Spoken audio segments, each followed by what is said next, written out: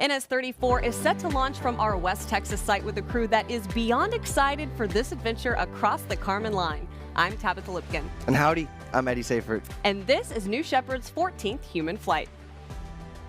The human need to explore is deep within all of us.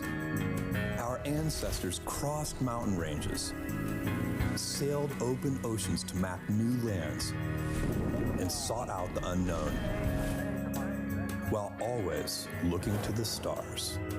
We're curious, and now we're at a place where we can pioneer new horizons. Now is the time. Shepard has cleared the tower. Look at our beautiful Earth, you guys. To open the promise of space to all. Guys, we're doing it! And lay the way for generations to come. When our descendants look to the stars, they'll remember this time. When they reflect on where it started, they'll remember this place. And when they honor those first explorers who said, "Let's go," they'll remember these bold steps. We are of blue origin. And this is just the beginning.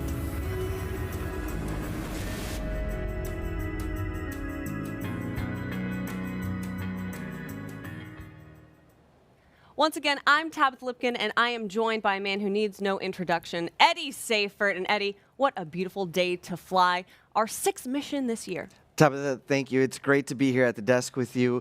Really excited. As you mentioned earlier, our 14th human flight, 34th mission overall, and like so many that came before today, it's just a great day to cross the Kármán line. Look at that sunrise out in West Texas, Eddie. For our viewers at home, we actually want to talk a little bit about how New Shepard offers everyone, we're talking everyone young and old, a life-changing experience. Now, we have successfully flown the youngest and oldest astronauts across the Kármán line. It really shifts their perspective about Earth's fragility and why it needs to be preserved. Now, this distinguished crew includes Arvi Bahal, Gökhan Erdem, Deborah Martorell, Lionel Pitchford, J.D. Russell, and Justin Sun, who was, by the way, the winning bidder for the first New Shepard seat back in 2021. That's right. The proceeds from the $28 million bid benefited 19 space-focused charities to inspire future generations to pursue careers in STEAM and help shape the future of life in space. Here's a fun fact. JD is flying for the 2nd time, having previously flown on NS-28. And of course, we'll have more of this crew that we have pictured here, NS-34, coming up shortly. But right now, our astronauts are settling into their seats. They're sort of in the crew capsule. We had some shots earlier of the New Shepard vehicle on the launch pad. And let's talk about what this crew has been up to leading to this moment. Yeah, over the last couple of days, our crew has been preparing for this moment. About 3 days ago, they all came together and they named themselves One Earth. And it's so fitting because this crew is from all over the globe. This morning, they were at the Astronaut Training Center going through some of those final checks before getting in the Rivians and heading out to where we can see them right now in the capsule. So yeah, this is from earlier where they were all together, and just a cool moment for this crew to finally be able to come together for this moment. So Tabitha, right there, they were walking up on Ring Road, taking a selfie, essentially, with their New Shepard vehicle. Great shot there of Arvi climbing the tower for today's mission. Yeah, and this moment has been a long time coming for our astronauts who have dreamed about this their entire lives. You can see Deborah there ringing the bell. A shout out to all of our viewers that are tuning in from Puerto Rico today. There is Arvi ringing the bell, and a beautiful shot of New Shepard on the pad this morning with the sunrise, as we said, lighting up the skies of West Texas. And our our CM7 right now, working with the crew, making sure they're settled in and ready for today's flight. Right, so that's crew member 7 Rob Freelowski that we see in the live shot preparing the astronauts to sit in their seats. And we'll hear later from our other crew member 7, right? Crew member 7's a virtual pair of folks that accompany our astronauts, Sarah Knights, and so she'll be capsule communicator for today's mission. That is true. So let's give you a moment to just kind of enjoy the rocket, take a look at everything that's happening with New Shepard for NS-34, and hear the sights, or see the sights and hear the sounds, as they say, of New Shepard coming alive.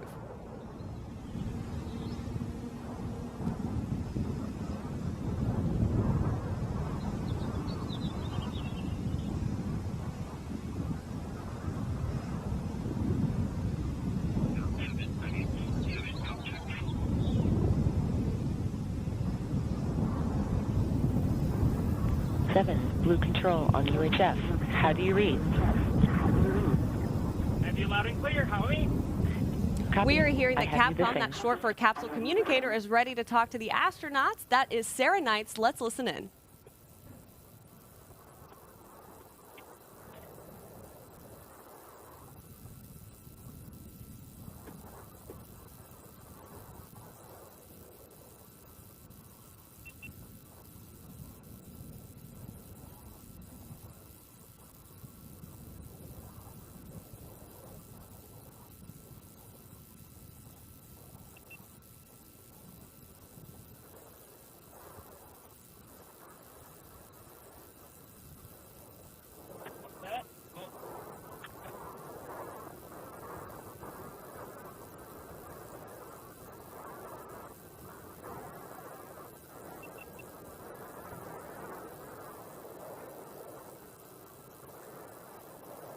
So yeah, that was Sarah Knights on Capcom, who is chatting with our astronauts at this moment in time as they are getting seated into their prospective seats, ready for NS-34.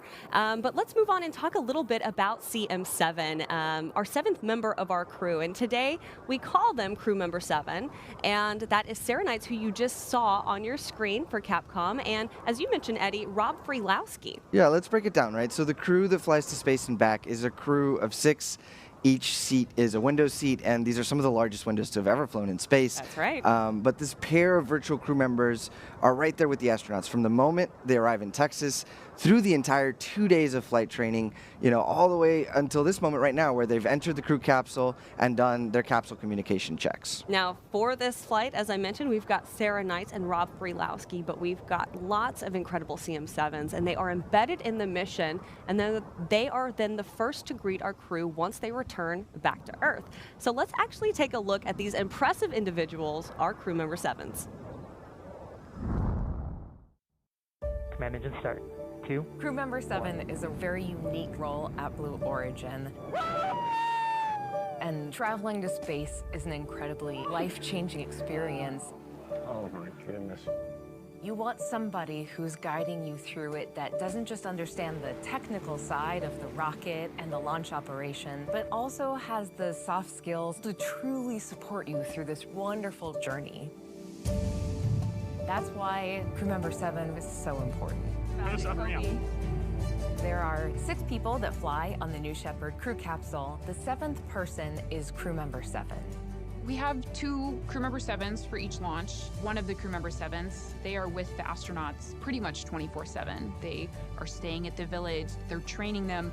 We have another crew member 7 that serves as capsule communicator. And that's the person who is back physically in the control room and is actually talking to the astronauts when they're in the capsule. Everyone on the crew member 7 team has to be comfortable in a really dynamic operations environment. You have to be unflappable in anything that might come your way. We have folks from NASA, we have world record holders for skydiving, a nuclear submarine officer. It's truly a very diverse set of people bringing unique skill sets to the table. The most important role for crew member 7 is to instill confidence in the astronauts that we fly on New Shepard. And really that comes down to a very good training program. Safety is absolutely paramount to everything that we do here at Blue as we build this road to space. We have a crew capsule mock-up where we run through full mission simulations. Separation confirmed. You are free to unstrap. So the only surprise on launch day is the incredible view outside of those windows. This is nuts! Where they can look at the Earth and be changed. Oh, wow. And bring that feeling back to Earth with an inspiration to protect the Earth. Because that's what we're doing this for. We are doing this for the benefit of Earth.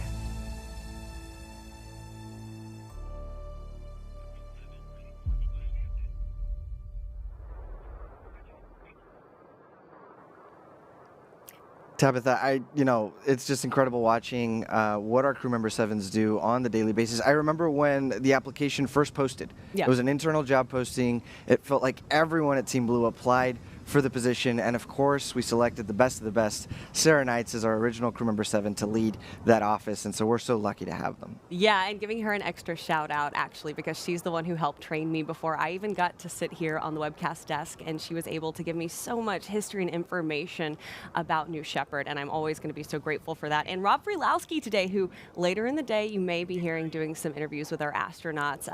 He also gave me my very first tour of the Astronaut Training Center, so big shout out to those guys. But now it's time to actually meet the crew of NS-34, and let's start out, Eddie, in seat number 1. For seat number 1, we have a returning astro, James J.D. Russell. James is flying for a second time on New Shepard. His first flight was on NS-28 on November 22nd, 2024. He is a serial entrepreneur and founder of Alpha Funds, a technology-focused venture capital company, and Alpha Aerospace, an aerospace consulting and solutions company. He also founded the Victoria Russell Foundation in honor of his late daughter. The foundation is dedicated to supporting children's education and assisting the families of first responders. It's a proud partner with the Dolly Parton Imagination Library and brings the love of reading to children by gifting books free of charge to children. Very, very sweet. And seat number 2, we have to talk about Lionel Pitchford. Lionel spent the last 4 decades in Spain working as a teacher, translator, and tour guide. That was as a means to travel the world. I totally get that. Now, back in '92, following a plane crash with his sister and her family on board, Lionel then founded a nonprofit in Nepal dedicated to serving disadvantaged children. So for over 30 years, he's run this orphanage in Kathmandu. Lionel has dreamed of flying to space since catching the travel bug and is astonished that it's possible for ordinary people to go to space. He aims to inspire others so that they can do the same. In seat number 3, we have Gökhan Erdem. Gökhan is a Turkish businessman and board member of Erdem Holding, a diverse group of companies operating in the energy, telecommunications, construction, and manufacturing sectors. Now, outside of his professional responsibilities, Gökhan is a passionate space enthusiast and an avid photographer. Deeply inspired by space exploration, he dreams of one day traveling to the International Space Station and possibly beyond. But today, he's crossing the Kármán line. Let's talk about seat number 4. We have Justin Sun. Justin Sun is the founder of Tron, a world-leading blockchain and DAO, and advisor to HTX, one of the world's largest crypto exchanges. Sun is also a protege of Alibaba's Jack Ma and was featured on the cover of Forbes magazine in April of this year. That's where he was recognized as one of the most dynamic and outspoken figures in crypto. He's been named on Forbes 30 Under 30 list in the consumer technology category several times, and back in 2021, we kind of talked about this, Justin placed the winning bid for the very first seat on New Shepard. Right, the $28 million in proceeds were donated to Blue Origin's foundation Club for the Future, which then selected 19 space-focused nonprofits to each receive a $1 million grant to inspire future generations and help invent the future of life in space. So in seat number 5, we have Arvinder Singh Bahal, Arvi. Arvi is a real estate investor born in Agra, India, and is now a naturalized U.S. citizen. He's a lifelong traveler and adventurer. He's visited every country in the world, the North Pole, the South Pole, and skydived Mount Everest and the Pyramids of Giza. Today, he's going to witness Earth from space. That's going to be very, very exciting. And finally, we have to talk about seat number 6, Deborah Martorell. Now, Deborah is a Puerto Rican meteorologist and journalist. Her reporting on environmental and space topics has garnered 8 Emmy Awards and 2 Awards of Excellence in Science Reporting from the American Meteorological Society. Her passion for space led her to participate in a 2007 microgravity flight with NASA, and she has extensively covered Puerto Rican astronauts Joe Acaba and Marcos Berrios. Her reports on missions include STS-119, Artemis 1, and the launch of Puerto Rico's first nanosatellite, Cunard 2. Para nuestra comunidad puertorriqueña que nos acompaña ahora, es un honor tenerlos hoy en día con nosotros. Bienvenidos, amigos de Puerto Rico. Now, did you know that New Shepard has flown 70 humans above the Kármán line? That is 10% of all people above the Kármán line. And after this mission, that total number of people who have flown on New Shepard will be 75, including 5 who have flown twice, and that brings the grand total of astronauts to 80. That's right. No, it's a huge accomplishment, right? And to have 5 astronauts flying twice, it's, in part because New Shepard offers astronauts a life-changing shift in perspective. In fact, we're now operating 2 human-rated vehicles to better meet our customer demand, but it's also because safety is our highest value, right? We've built redundancy into every safety system. As we discussed earlier, the CM7s do a good job of explaining those safety systems and guiding the astronauts. So it's an overall great experience. And Eddie, Launch Site 1 is not only the home of New Shepard, where we can watch these incredible vehicles take off across the Kármán line, but it's also a really cool place. Launch Site 1, the home of New Shepard, where Blue Origin's astronauts launch into space. It lies under the vast frontier sky and the Guadalupe mountain range in the West Texas desert. Begin liftoff. In 2015, the first rocket booster ever to travel to space and make a vertical landing back on Earth returned here, making history. Now, the eyes of a new generation turn to space. And it all begins here in West Texas. As you enter the launch site, the ridge of mountains and desert sun remind you of Texas cattle ranchers and horseback journeys long forgotten. But as you turn into Area 1, you glimpse a structure in the distance with a feather. We call it the barn. It's where the New Shepard booster is mated with the capsule and where all vehicle preparations happen. During training, your crew will visit the barn and meet the rocket that will carry you to space. In the early morning hours before launch, the vehicle departs through the hangar doors, making its way to the launch pad. Test director is go for test. All around the valley are Blue Origin's engine test stands. The sound of an engine roaring across the desert is one that you'll never forget. Reflection here. Flight training takes place in the Astronaut Training Center. The training is meticulously designed to teach your crew everything you need for a safe space flight. And you'll practice flight in the capsule simulator. Liftoff. New Shepard has cleared the tower.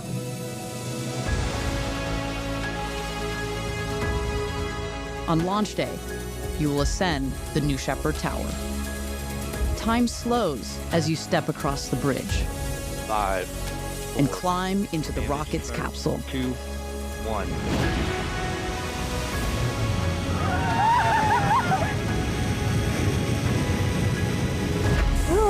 The next time you set foot on Earth, you will be an astronaut.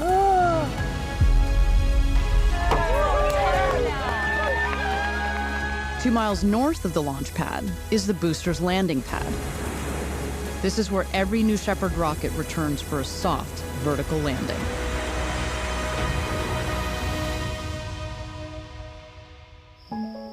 When the sun sets, the crew returns to the nearby astronaut village. There, they gather around the fire, sharing meals and stories and toasting to their shared adventure, all while looking up to the stars in the desert sky, one step closer to reaching space.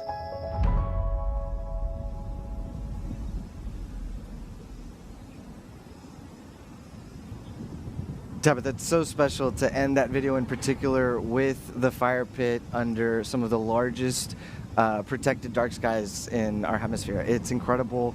Launch Site 1 does such a great job of blending the old West frontier with sort of the new space frontier. Right, it's like this great combination. And Eddie, I know that you lived out in Van Horn and you were working on Launch Site 1 for a really long time. What was that experience like for you? Because every time I visit, I just feel like I'm home. No, Tabitha, that's exactly right. I feel so lucky that I got my start with Blue Origin at Launch Site 1 in 2014. It's just a phenomenal place to work. The people, the community, it's great. As you can see, the scenery is incredible. And so whether you are a Blue employee, an astronaut, or a guest, right, you're in this world-class rocket facility. You've got rocket engine tests that happen at our world-class liquid rocket engine test stands, and it's an incredibly special place to witness if you ever get the chance. Yeah, going out there too, there's so many national parks that you can explore. As you can see here with this beautiful shot that we've got of the launch pad, you know that you are out in a very special place that's very secluded, and there's something very, very cool about that. Now, if you're taking a look on our screen, you'll notice that we've entered a hold here, and in this moment in time, we want to toss it back over to the rocket as we prepare for New Shepard's 14th human flight.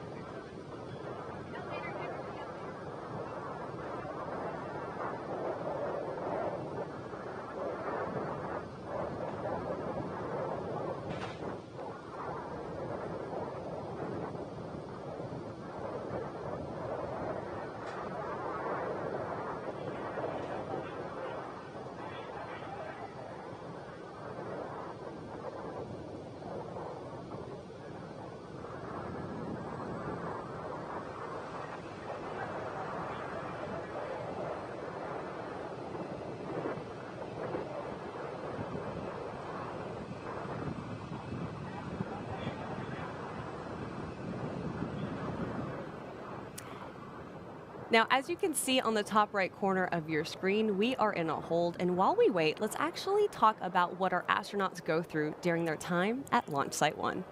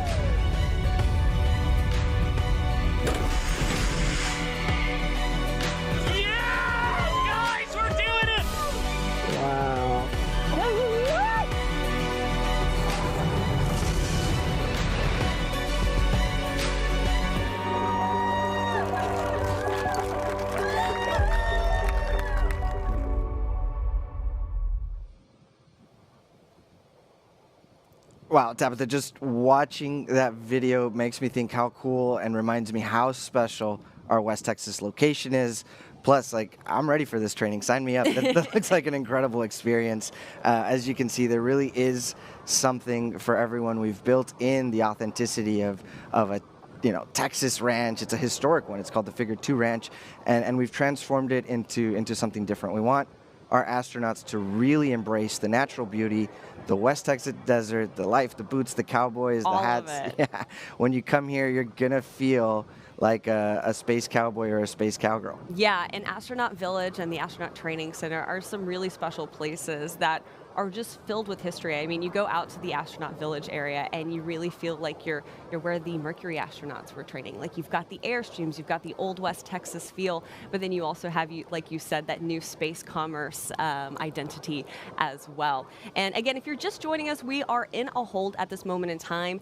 We are awaiting New Shepard's 34th flight, 14th human flight. And I want to tell you really quickly and remind our viewers on this flight, we have Arvi Bahal, Gökhan Erdem, Deborah Martorell, Lionel Pitchford, J.D. Russell, and Justin Sun, who are very excited and awaiting liftoff here.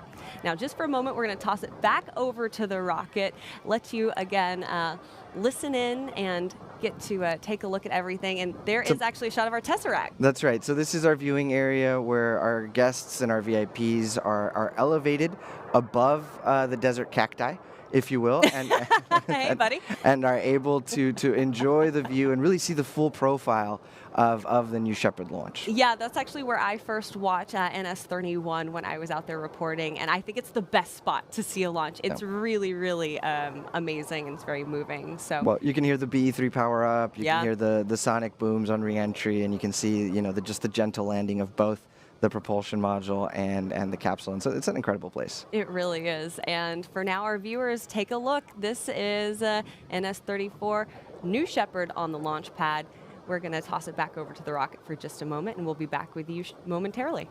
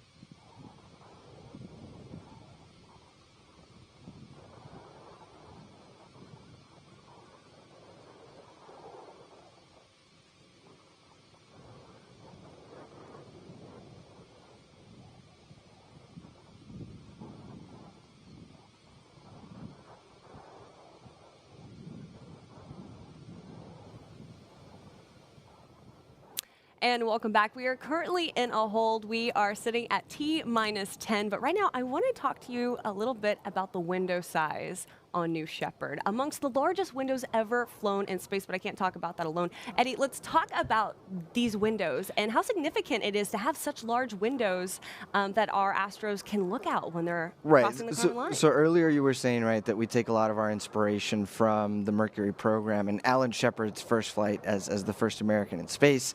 And so that's true, right? The profile simulates the Mercury profile, but one thing that the team really focused on was these large windows. So 6 seats, every seat is a window seat, and in particular it's around the user experience. So you have sort of places you can hold on to that are around the window, so you can position yourself how you like, so to really take in the view. That's what we hear from our astronauts, right? The view out of these windows, the darkness of space, the thin limb of the atmosphere and the curvature. This is, I mean, I'd love to be up in the crew capsule taking over and seeing this site. Yeah, and you mentioned, you know, looking out those windows, it's some of the cleanest microgravity that an individual can feel. Can you explain that? Right, so we could certainly talk about that as we get into our flight profile, but essentially after the reusable spaceship first step there that we see there, and by the way, those large windows, separates from the propulsion module, right? So the crew capsule is separated. It uses its reaction control system to null out, effectively zero out all of the acceleration in the 3 axes so that you have really clean microgravity. And because it's a suborbital flight, you're in true free fall. So you're not adjusting your attitude, for example, to maintain orbit. And so that free fall results in some of the cleanest microgravity that you can experience. And so that's been great for our astronauts, certainly, and for the more than 200 payloads from 7 different countries that have flown on New Shepard. Right, and I want to also bring attention to the fact that we have now cleared that hold. New Shepard is about T-9 minutes from liftoff, and we have we have cleared those special system checks that we have going on. Right, coming up, we should be hearing from Mission Control on the go, no-go poll. So let's enjoy the views of the rocket while we tune into that.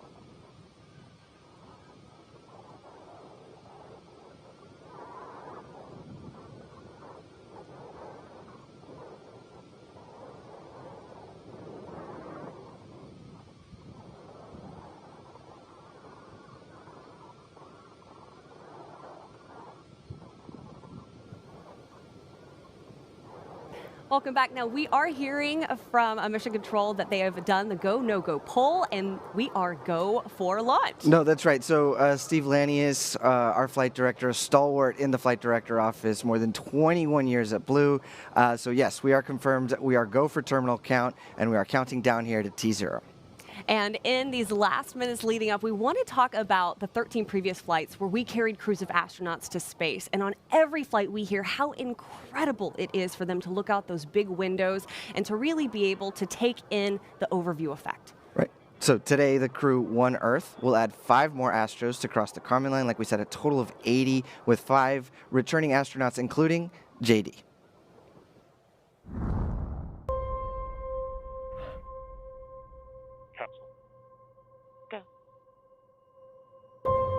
Holy moly.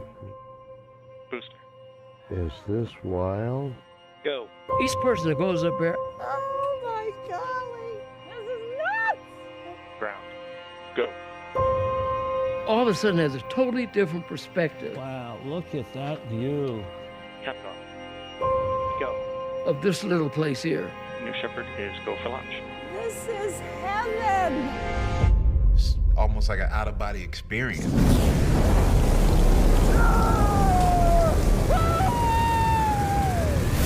New Shepard has cleared the tower. This is a new era where people like a teacher from North Carolina gets to go to space. Why that? Space has always been something I've wanted to do, but it's never been accessible until now. Look at that view. Look at the view. It's just unbelievable. You have to see it with your eyes to really, really take it in. Everybody else should go to space. Look at the Earth. Just look outside. Look at the Earth. We're in space. This is a life-changing experience. Everybody needs to do this. It was absolutely insane. I mean, it's the coolest thing ever. Oh my word. I'm just spinning. That was enlightenment. This is the best experience of my life, by far. Everyone in the world deserves to see this. Everyone needs to see this. Oh my God. It's just a dream come true. I wanted to do this my entire life. I just went to space as the first woman from Mexico. I think we need to give this gift of perspective to everybody. Oh man, this is so cool. I always said I'm gonna do it, and I just did it. We went to space! What you have given me is the most profound experience I can imagine. I can't believe this. As soon as you land, you will want more of it.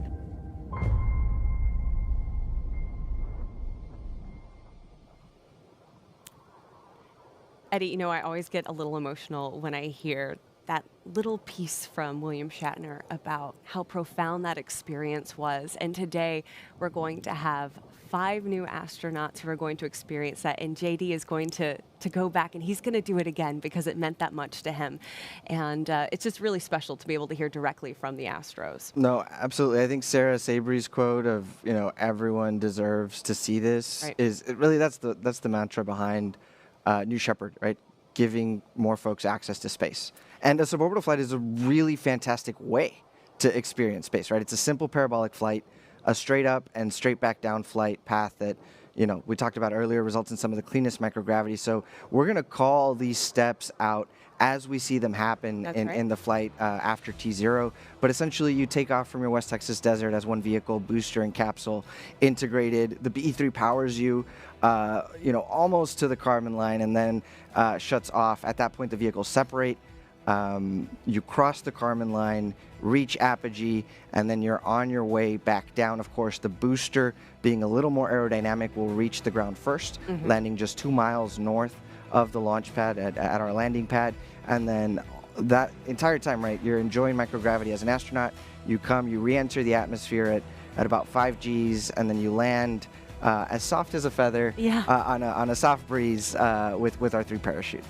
Yeah, and for our viewers who might just be listening, take a look at your screen. You can actually see the entire flight profile there. New Shepard, it has this vertical takeoff and vertical landing architecture that Eddie just mentioned. And the entire experience is, it takes about 15 minutes.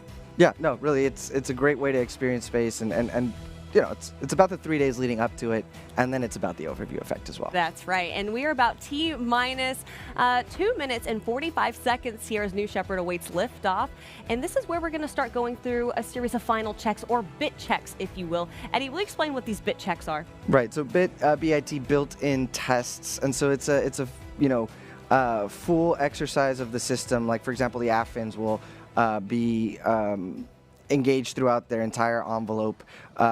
It's essentially the last checks before T0. They're completely automated in auto sequence by a computer, and so when those are green, it means we're go for launch. So we're going to call those out as we see them. Yeah, and we're starting to hear everything that's happening out on the launch pad, all those automated systems. Right, so we heard the message Retracting there. the sun sheet coming up and to flight capsule pressures. access bridge. And the capsule access bridge being retracted. This has got to feel good for our Astros. This is like, we are in our last almost 90 seconds here before NS-34 takes off. Pumps. Yeah, if you're sitting on the rocket right now, it is alive, right? It's raring to go. Less than 90 seconds here before our launch for RSS first step and our One Earth crew. Executing aft fin built-in test.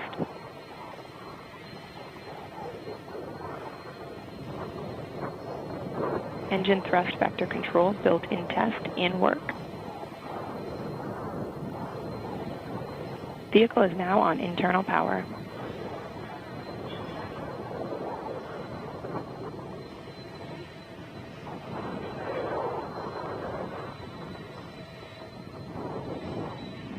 Less than 1 minute here. We're also keeping an eye on the pressure and temperature in the propellant tanks. Both need to stay in the green zone of these variables. And Eddie, this feels like a good time to go ahead and hand everything off to mission control. Perfect. And let's launch this rocket.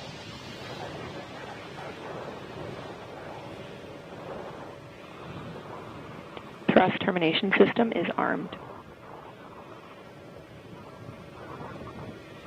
T-minus 20 seconds.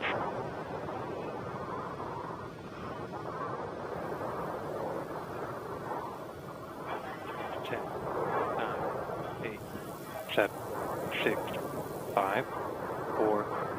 Commanded start. 2, 1.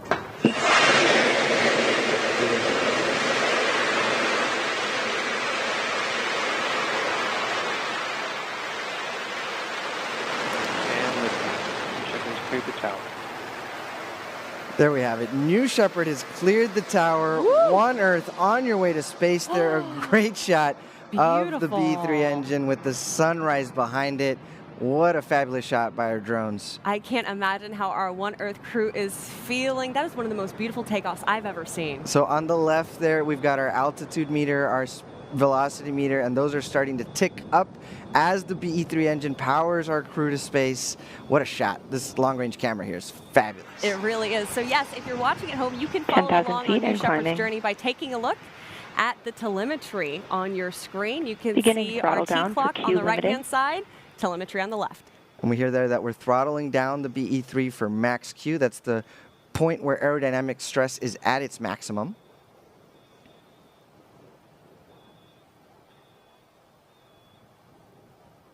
We're approaching 30,000 feet. New Shepard is really picking up speed. And right now, the astronauts are experiencing about 3 Gs.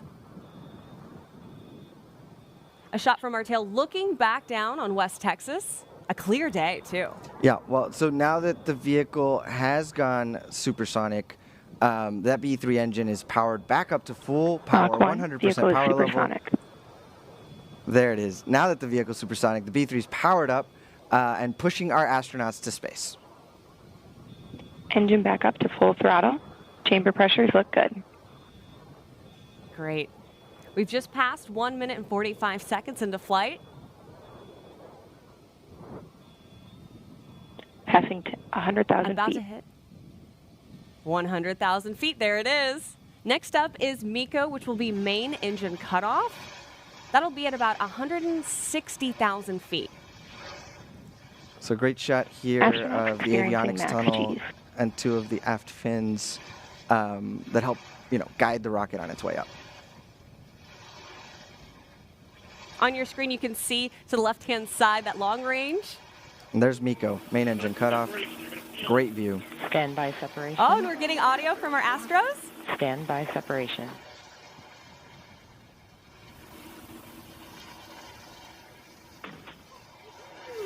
Hey, separation.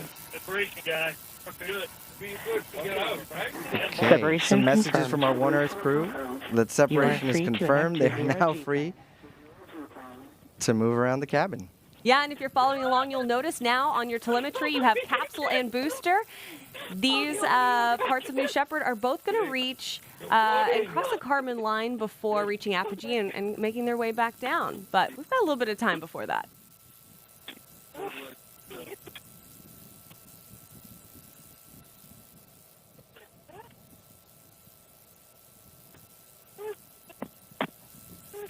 I'm hearing some laughter. And welcome beyond the Kármán line, One Earth crew. Congratulations. I don't know. I hope they're enjoying their microgravity right now, doing somersaults and enjoying the view. They certainly, I'm sure they are. I can't wait to look at that footage later, which of course we're going to be posting on our social media. And in the future, we'll actually be able to have live cameras inside the capsule. Right now, though, we just have some audio for you.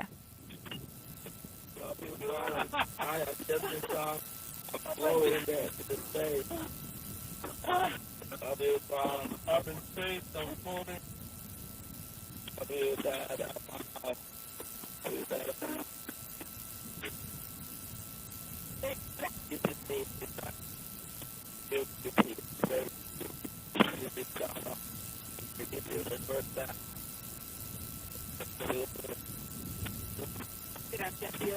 Okay, Tabitha, we've reached apogee. Now both vehicles are being pulled back down to Earth under the effect of gravity. So we're going to focus first on the booster and its path, and then we'll switch and rejoin our astronauts in the crew capsule. Yeah, and if you have been following along on your screen, you'll notice the telemetry is still working, it looks like, for the booster on the capsule. It's stopped there, but we're gonna keep you updated on all the milestones, so don't you worry. How are you doing? I'm good. You're good.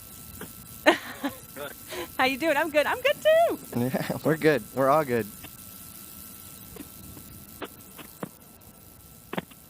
I love that it is a clear day, so we can still have this long-range camera that's getting a shot of both the capsule and the booster.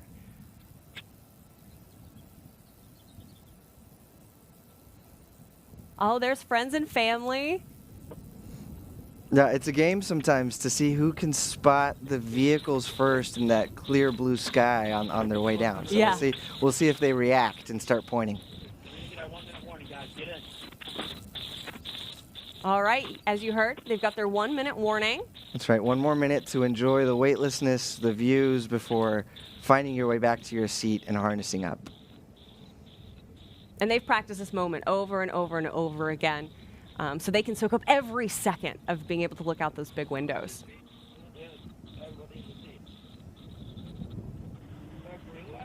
Status check. Astronaut Gökhan. So while our team is doing a status check, again, just super impressive, these long-range cameras from the ground that are able to track both vehicles. And you can really tell how the booster's coming down fast, much more quickly than the crew capsule. That's because of its aerodynamic shape. We're going to follow that and point things out as we see them. Yeah, our crew right now behind the scenes is working to get that telemetry up again so that you can follow along. But don't you worry, we've got eyes on the booster here. We're going to be following it as it makes its way down, and I'll be getting updates from our mission control. So it looks like we've got the ring fin and the forward fins already deployed. So that helps to stabilize the vehicle. It raises the center of pressure to give it basically stability as it's flying backwards through the atmosphere. What a great shot. Oh, man. And those are the drag brakes deploying. That cuts the velocity of the vehicle by half. Capsule descending nominally through That's 40,000 at about feet. 15,000 feet. Booster drag brakes deployed.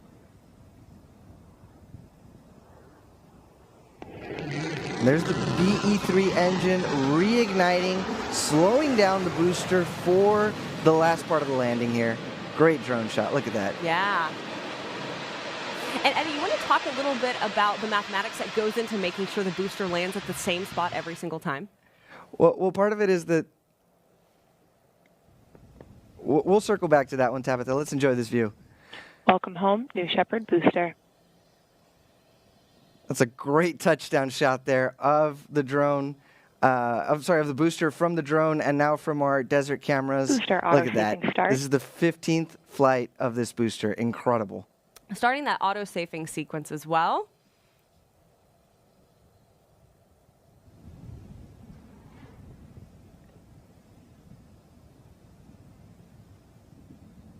Standby drogues.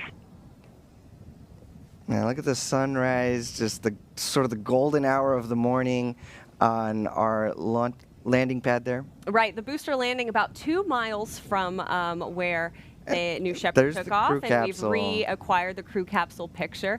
Any moment you'll see those drogues deploy, and after that you will see the parachutes. There go the drogues. Right, and those drogue chutes use the air resistance to pull out the main chutes, so that's what we're going to be looking for here.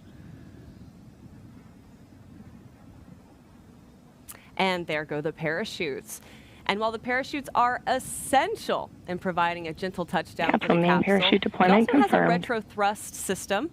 That is at the base of the capsule, which will make that final touchdown even smoother. Right, we were talking about sort of landing, as gentle as a feather in a light breeze. That's what we're going for here with the retro thrust system. It's the terminal deceleration landing system, zone is within TDS. expected range limits. It's essentially a compressed gas system that exhausts a cushion of air in those last feet before the capsule touches the desert and makes for a soft landing. That's right. So if you're watching, you'll see, there's a big puff of dust that's happening. That's a good thing. That means they're landing about a mile an hour. It's very, very soft. And Tabitha, what a great shot here. PDS 3 enabled. full parachutes. You've been to space. You're enjoying. Look at this shot with. I bet those views are great too. The Sierra Diablo Mountains behind it, Victoria Canyon on the left, and just a wonderful shot of our West Texas desert.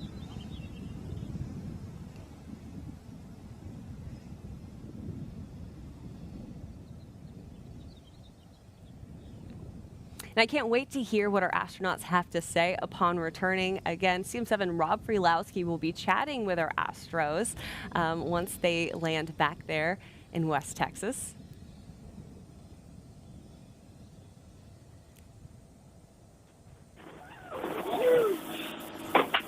And we have touchdown. Welcome back, One Earth. And of course they're clapping. Of course they're clapping. What an experience. Welcome back to Earth, One Earth. And look at those parachutes coming down softly. Right now, our CM7 and recovery crew has left their fallback position and are headed as quickly as they can, as safely as they can, to the crew capsule to meet the crew, One Earth, on their return from space. That's right. Our CM7 is going to be helping safe that capsule. And a big shout out today to our drone operators who have gotten some incredible shots. I'm going to have to get some pointers from these guys for some of my next videos because these are crispy. Yeah, I think I found my new desktop background, right? That B3 engine and the sunrise behind it. Oh, yeah. Or maybe this one here, right? With the crew capsule in the desert and the mesquite bushes behind them. Yeah, this is awesome. So while that is going on, I also want to take a moment and introduce you to a group of the many incredible people at Blue. But this individual, Shoshana Harrison Taylor, is someone that you need to know the name of. You may have seen her in the front row of our Mission Control Center this morning, and we want to tell you a little bit more about a day in her life. Engineering Capsule on Channel 7. My name is Shoshana Harrison, and I am the Capsule Controller Lead for New Shepard here at Blue Origin. My parents were like huge role models to me. As an adult, I strive to be that for other people. As someone who studied chemical engineering, I didn't really know if I could get a role in space. So I really felt like I was like putting myself out there, really taking a chance. I've been at Blue for 3 years and I love working in mission control. I love launch day because you're just so in the zone the entire time. And sitting on console, being the one making the calls, it's an exciting feeling. And you just feel really proud of yourself because so much work has gone into this one moment. I want to open the door for other minority women to feel like this is a space where they can work. Space in itself, it's an area where we are limitless and we don't have boundaries. And we can kind of have an opportunity to rewrite our history as people. And as the older generation, our job is to help ignite passion inside our next generation. We want them to be inventing and building and just designing a better world than the one we live in now. Be willing to take that risk on yourself because as long as you really put the work in, you can do so many things and can accomplish them.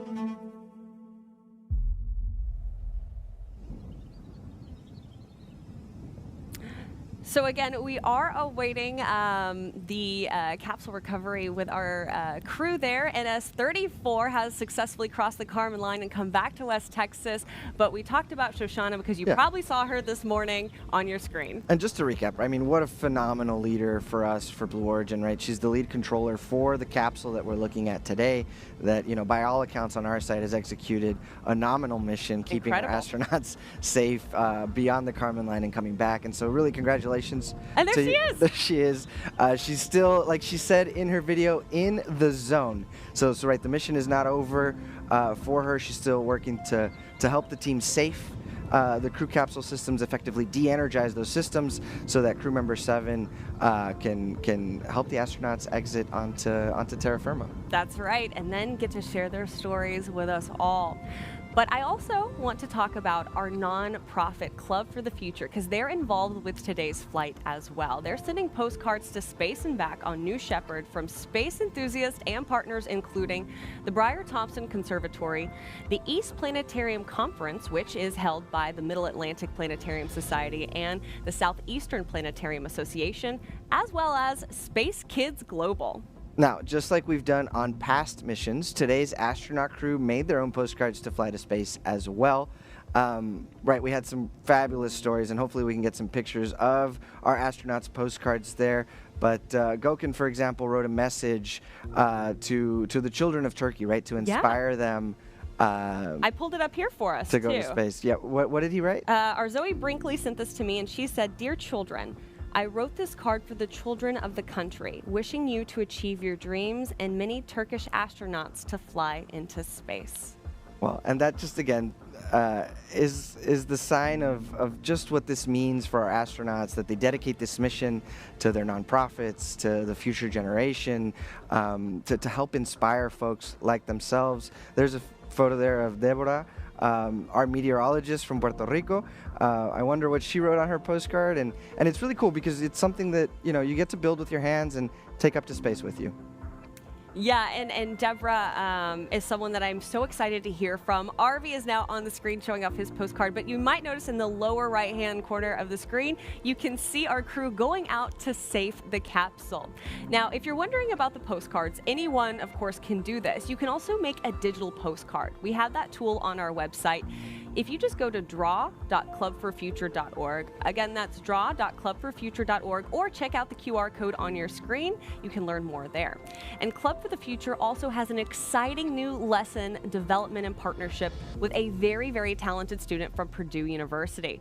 The lesson, Cosmic Clutter, the mission to clean up space debris, was developed from a chosen submission in a Blue Origin Blue Ring University competition. This competition invited university students to propose innovative space technology solutions using the Blue Ring platform, a versatile multi-orbit, multi-mission spacecraft. So that student, Alana Miller, worked with Club to create this amazing lesson, and she's now an intern with Club. That's right. Well, so actually, if we could, the lessons that are on Club for the Future's website are absolutely turnkey. So if you're an educator, if you know an educator in the K through 12 space, you can go onto our website and download a space lesson that you can use to make your postcards. It's really awesome. So we added the opportunity, right, to create proposals, submit designs, build prototypes, and compete with other teams to see which team can collect the most space debris. Such an incredible, bright individual to also now have on Team Blue. We're so grateful to have Alana. And by the way, this is a fantastic way to engage with real-world challenges in space exploration and debris management. If you want to learn more about all the things our nonprofit does, do please go to clubforfuture.org to find this and more information, as well as those free STEAM and space lessons right now that they are safing the capsule and that they are getting the steps out for our crew to return to terra firma. Yeah, so that's what we were talking about, Tabitha, right? This is crew member 7 and the recovery team de-energizing any system, whether it's electrical or high pressure gas, so that it's safe for these astronauts to exit the capsule. We've got a live shot there of those activities. Let's just take it in.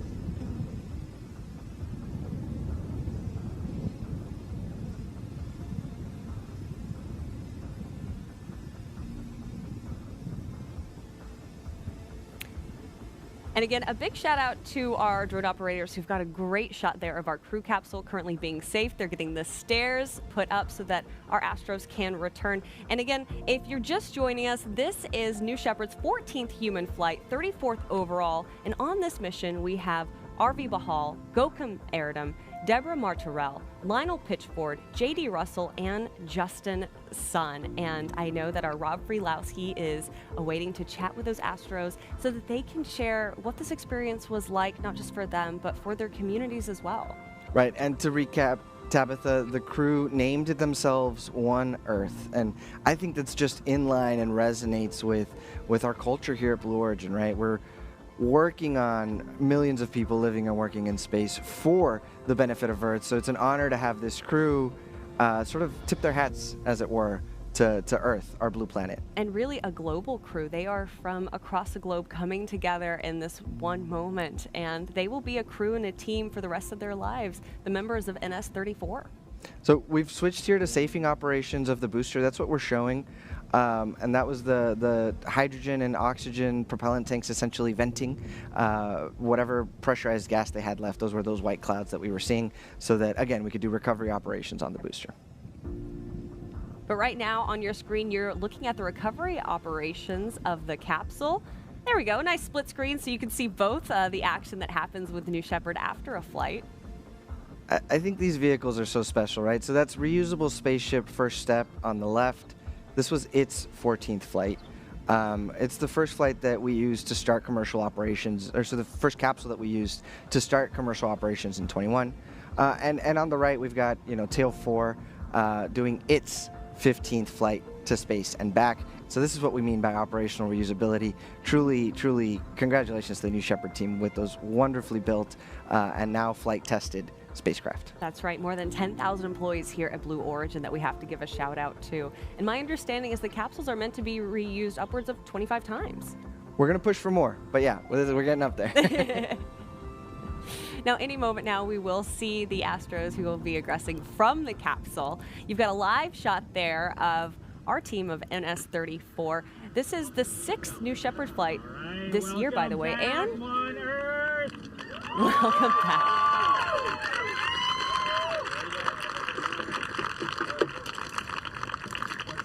You ready, Mom? Yeah, go for it.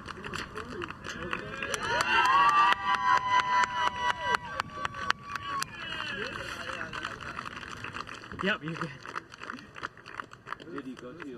Watch your head. Thank you. All right!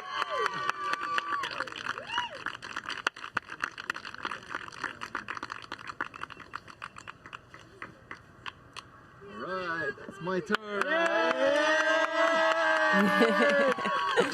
It was great experience. It was great experience. Right? And a kiss to the it crew. Was like as our simulations.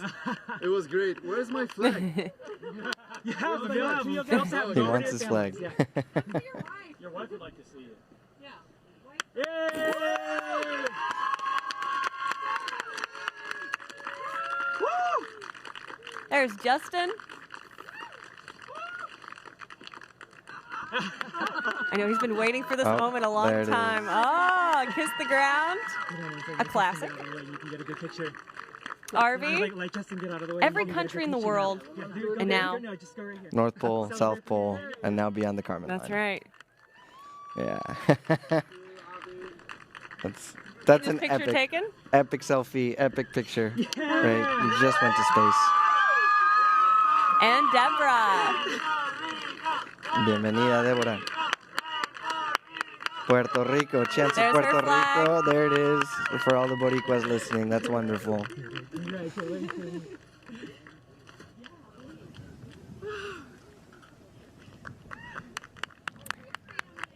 So what's going to happen right now is our astronauts are going to take a moment to be with their friends and family, right? This is a big emotional journey for them. But our Rob Frelowski, who you just saw helping them out of the capsule, is going to be chatting with some of our Astros, and you'll be able to hear from them live here on this webcast. And what a moment to capture live, right? Like the crew down there capturing the emotion of returning to Earth. This is beautiful. That's right, Eddie. Such a great moment, and it's so nice to see so many people showing up for Astros too, friends, family, loved ones who are watching from the Tesseract, who are now able to join them and really get to sit in this moment. This is a very special moment too, because it might be one of the last times that this entire crew is together. I went to space. I All wish right, to we're went going to to space talk over to since Rob I was Frelowski, who is a chatting child, with our and, Astros. After almost 30 years, it's come true. For this mission, I wait for 4 years, but we finally deliver it. Really appreciate Mr. Bezos and his team make it possible, and thank you, Dad and Mom, to bring me to Earth. Yeah. And when I look at from the space, Earth is so small, and that's our home. We definitely need to do whatever we can do to protect it. Yeah. And this is my first commitment and step to the space, and we will have more. Great. Tell us how the view was. Yeah, view is fantastic, yeah. And actually I'm very surprised Earth is so small. So basically we can, from the window, can almost see it all. So that's like really also come to me, the One Earth mission name is really right on the point. Thank you, Justin. Thank you. Thank you. All right. After all, I guess. Thank you to Justin for that, inspiring reflection about Earth, One Earth. August 3rd, what a special day for us today. Yeah, and like he said, waiting 4 years for this moment and then getting to come together with this international crew. And now let's hear from Deborah. It's like flying into another dimension. Yeah. Everything perfect. The weather was perfect. The morning was perfect. Yeah. Descending, watching all the valley, the desert, and then boom, you're in space. And you see all this blackness and this beautiful, beautiful Earth. Words can't describe what I live.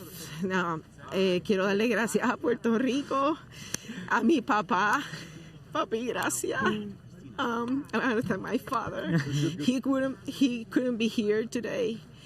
And I want to thank my husband, my daughters, my mom, all my family, and all the people in Puerto Rico y toda la gente que está en el Parque de la Ciencia también. Gracias por el apoyo. Esto fue increíble. Congratulations, Abby. Congratulations. So a shout out there from Deborah to her Puerto Rican community. From those that are at the Science Park in Puerto Rico, she was shouting out. Yeah. And then a heartfelt thank you to her father. And we have Gökhan as well. Team. We had a great time. The black space is amazing.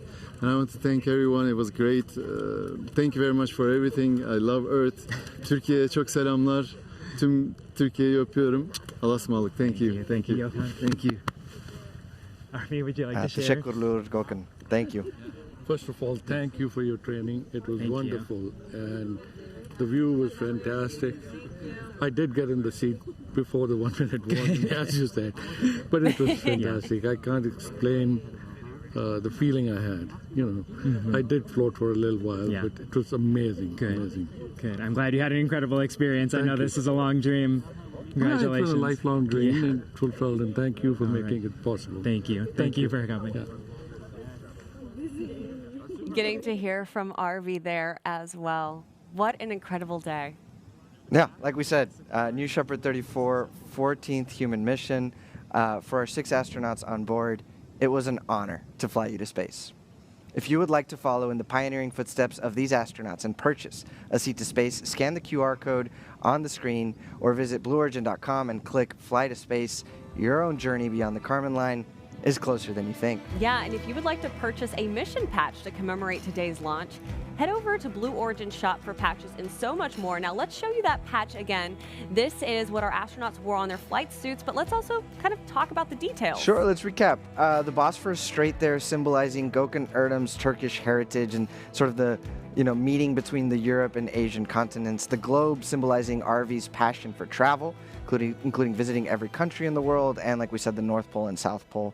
And Mount Everest, symbolizing Lionel Pitchford's decades of work in Nepal. The book symbolizes J.D. Russell's foundation, which he founded in honor of his late daughter, supporting children's education and assisting first responders. The banana with duct tape, it actually symbolizes the art piece that Justin's son purchased at an auction and his love of bananas. A very famous story if you guys don't remember. And the shape of Puerto Rico, of course, symbolizes Deborah Martorell's home. A beautiful patch there.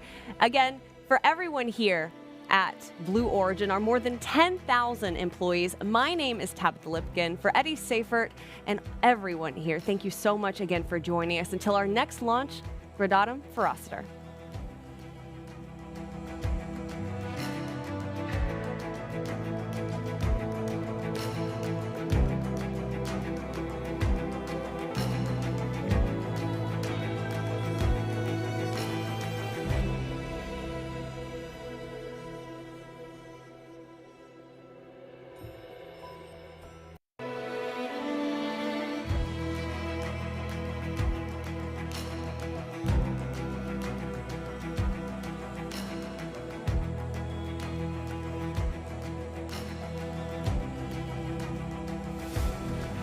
Have you ever dreamed of going to space? A once-in-a-lifetime journey is closer than you think. To book your flight, visit blueorigin.com and click Fly to Space. Tell us as much as you can about yourself. Once we receive your inquiry, our team will reach out to guide you through your journey. It's your time to join the new generation of astronauts.